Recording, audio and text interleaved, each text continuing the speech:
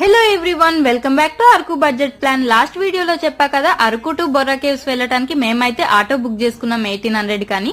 మరి day 2 of అరకులో మేము విజిట్ చేసిన 5 places: church, coffee plantation, Galikonda view point, Ananthagiri water falls and final గా బొర్రా కేవ్స్.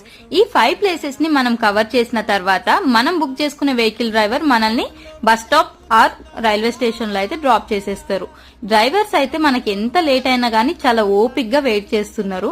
అండ్ అలాగే ఈ 2 డేస్ మనం విజిట్ చేసే ప్రతి ప్లేస్ దగ్గర ఎంట్రీ టికెట్స్ అయితే ఉంటాయి. 2 డేస్ కి కలిపి మాకైతే అరౌండ్ 1000 రూపీస్ వరకు ఎంట్రీ టికెట్స్ కి ఖర్చు అయింది. అండ్ అలాగే 2 డేస్ కి ఫుడ్ కి ఒక 2000 వరకు ఖర్చు అయింది. ఫుడ్ అండ్ అదర్ ఎక్స్పెన్సెస్ అనేవి మీ పైన డిపెండింగ్ అయి ఉంటుంది. ఇంకా అరకు టు వైజాగ్ బస్ లో వచ్చేసాము. ఎగ్జాక్ట్ గుర్తు లేదు బస్ టికెట్ కాస్ట్ ఎంత అయింది అనేది.